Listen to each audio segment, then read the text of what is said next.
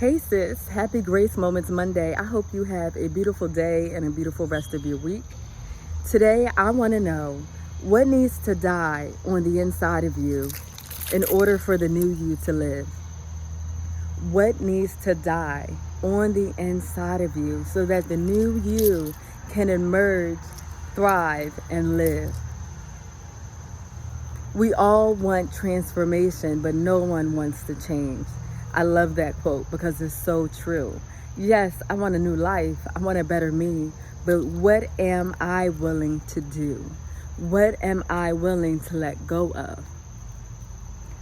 For me, that looked like a lot of things, because when God gives you grace to start over, you realize everyone can't come with you. When God gives you grace to start over, you realize there's some inner me's on the inside of us that have to die, that have to be confronted, that have to be dealt with. So I can't live in my new identity as more than a conqueror. Excuse me, y'all. I got all this stuff outside. I like the scenery here, but I don't like nature. The bugs and the insects and stuff. I'm gonna work on it. Anyway, see, now I lost my train of thought, right? But in order for the new victorious, more than a conqueror, Jania, the one that God created to emerge, my victim mentality had to die. I had to stop seeing myself as someone who was powerless or helpless, someone who had no control over her future or over the decisions that she made, someone who gave her power to everyone else, someone who needed other people's validation and acceptance to be who she was. That had to die in order for me to step into my God-given identity. In order for my marriage to grow and thrive and blossom, some unforgiveness had to die. Some past trauma and baggage had to die.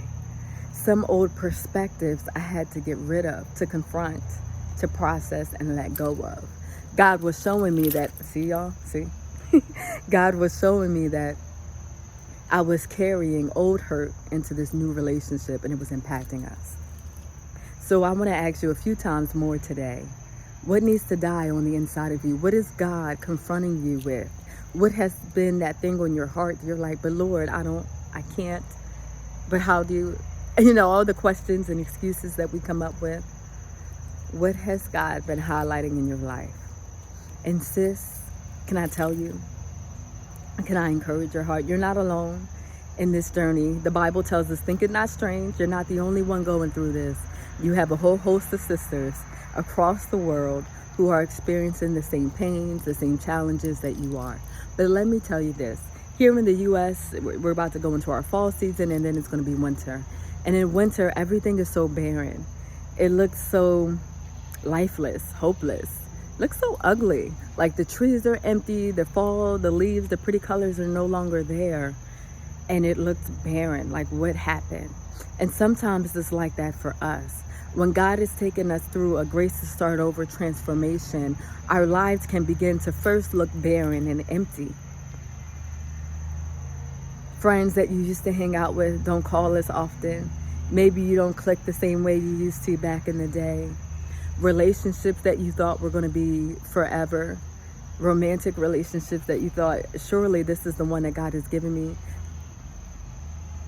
You realize that they no longer align with the purpose that God has for your life. They have to go. Family relationships, that dysfunction that many of us were raised in, behaviors that we have tolerated, you realize this is no longer healthy. The behavior is no longer healthy, and it's not helping me thrive. It's not helping me blossom. And how do I begin to set boundaries around that? Mine says that I can't do this. I don't have enough money. I don't have enough time. Those things have to go in order for us to maximize the time and the resources that we have to fulfill our God-given purpose. So back to winter. Winter looks like a lifeless season, and it looks like that for many of us. But spring brings new beginnings. And so sis, if you're in a winter season right now, I want to encourage you to stay in it. There was a quote by Kisha that says, trust God and love the process. You may not like it, but love the process, because at the end, that pruning, that emptiness, that barrenness, that loneliness that you're feeling right now, God is going to do exceedingly above all that you could ever ask for or think. There's always a death before resurrection. And sis, your resurrection is coming. But I have to encourage you to die, to allow those things that God is saying, hey, that right there, that part of your life, give me that. Surrender that to me. Sis, surrender that to him and watch him restore and bring resurrection to your life in such a way that you can never imagine. Ask me how I know. I'm here for you, sis, and I'll talk to you soon.